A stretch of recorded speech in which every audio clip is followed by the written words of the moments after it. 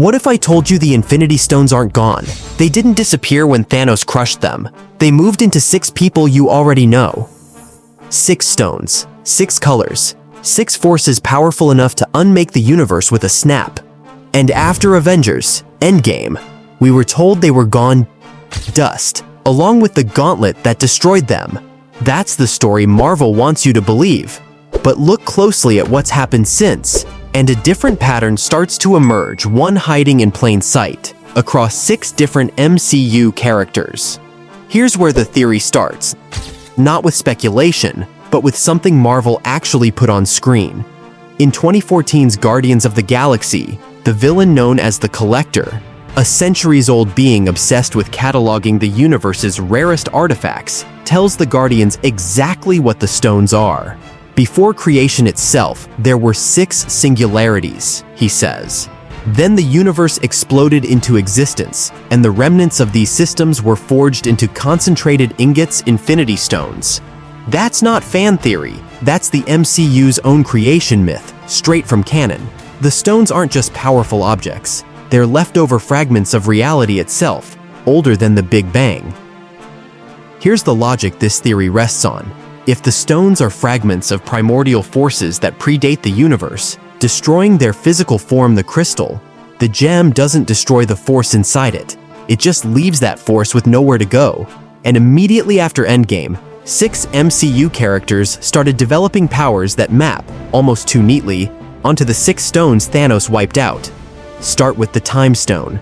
The obvious pick would be Doctor Strange. He carried it, mastered it, died protecting it more than once. But this theory argues the stone didn't need a new master. It needed to go home, to the one being whose entire existence is now built around time itself, Loki. Before the animated series and later the Disney Plus show, Loki had nothing to do with time. He was a trickster, an illusionist. Then the Time Variance Authority, the bureaucratic agency that polices the sacred timeline, pulled him out of his own story completely. From that point on, his identity reorganizes itself around time. He starts slipping through timelines uncontrollably, becoming, in his own words, a glitch. By the Loki Season 2 finale, he doesn't just manage time, he becomes it, sitting outside the entire multiverse, physically holding its branches together with glowing green energy, the same color long associated with the Time Stone. And here's the detail worth sitting with. Before Loki took that role, the show's timelines were shown in a mix of colors, not green. Only after Loki becomes what the show calls the God of Stories does that color lock in. If the stones are remnants of forces older than the Big Bang, and Loki is now holding the entire multiverse together from a position outside time and space itself, the theory argues he isn't just carrying the Time Stone's power, he might be its source. Next is the Reality Stone, and this one has a more obvious home. Wanda Maximoff. It's tempting to connect her instead to the Mind Stone, since that's the object that originally activated her abilities in Age of Ultron. But this theory pushes back on that connection for a specific reason. The Mind Stone experiments were run on both Wanda and her twin brother Pietro, using the same source. And yet their resulting powers were completely different. Pietro got speed. Wanda got reality warping. That suggests the Mind Stone didn't create her abilities, it woke something that was already there.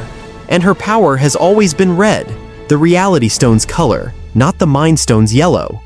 After Endgame, that connection only gets louder. In the WandaVision finale, she isn't just casting spells, she's reshaping an entire town's physical reality, conjuring 2 children and a husband out of pure will. According to an in-universe report cited within the show, her energy signature reads as a form of background radiation left over from the birth of the universe, the same category of primordial energy the Collector says the stones themselves were forged from. Same cosmic origin, same color, same power to bend reality itself. Here's the twist this theory leans on hardest.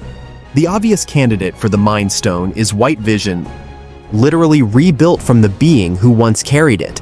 But the theory argues the real vessel is someone whose powers activated for the first time after Endgame, with no prior connection to Vision at all. Robert Reynolds, known to Marvel fans as Sentry, introduced in 2025's Thunderbolts.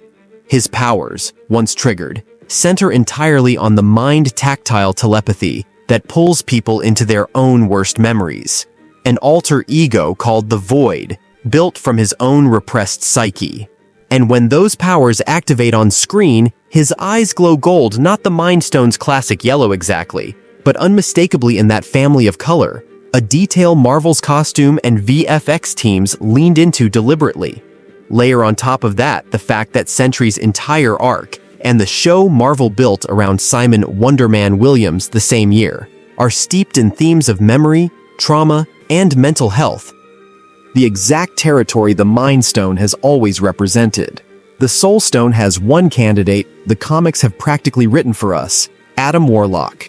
In Marvel's comic history, Adam isn't just connected to the Soul Gem for decades, he's its bonded host. It sits on his forehead.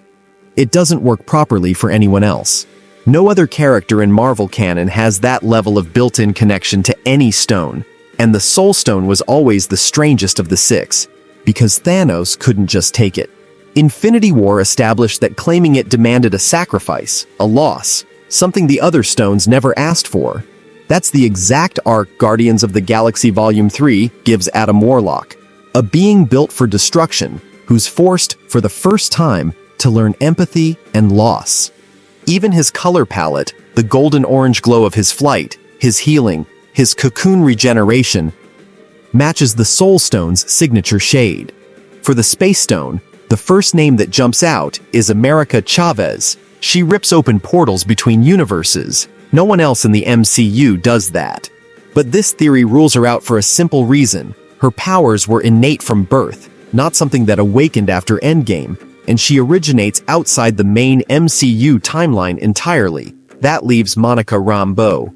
Her powers didn't exist before Endgame, they were triggered in WandaVision, when she crossed through the barrier of Wanda's reality-warping hex 3 separate times, each pass rewriting her cells further, until the third pass left her able to see and move through energy itself. By the Marvels, she can travel at light speed, phase through solid matter, and in her final scene, closing a rift between two universes, her entire body glows the same blue-white associated with the Space Stone's classic look. Timing, ability, color, all three line up. That leaves the Power Stone pure destructive force, the one capable of leveling planets. And the theory's answer here is Simon Williams, Wonder Man, whose Disney Plus series debuted in January 2026. He's not a background pick. Marvel built an entire show around him this year, and while that show's second season was ultimately canceled at Disney Plus, Williams himself remains very much alive in the MCU's ongoing story heading into Avengers: Doomsday. His comic powers are superhuman strength, flight, durability, and the ability to fire raw energy blasts, a near-exact match for what the Power Stone does in the wrong hands. And visually, in the comics and in Avengers, Earth's mightiest heroes, his energy is consistently rendered in deep purple, the Power Stone's exact color. Some fans point instead to Agatha Harkness, since her magic is also purple. But her abilities are built around curses and manipulation, not raw destructive force the color matches, but the function doesn't. So here's where that leaves us. 6 stones, 6 characters. Loki holding time together from outside the multiverse. Wanda bending reality with willpower alone. Sentry pulling people into their own minds. Adam Warlock learning what sacrifice means. Monica Rambeau tearing space open with her bare hands. And Simon Williams carrying raw destructive power into whatever Avengers Doomsday has planned. None of this is confirmed by Marvel. It's a pattern built from on-screen evidence, comic book history, and timing that's very hard to write off as coincidence. But if it's true, the stones were never destroyed. They just went looking for new hands to hold them. So which one convinced you the most, and which one do you think I got wrong? Be honest in the comments. I read every single one. And if you want more theories like this, subscribe for daily MCU videos.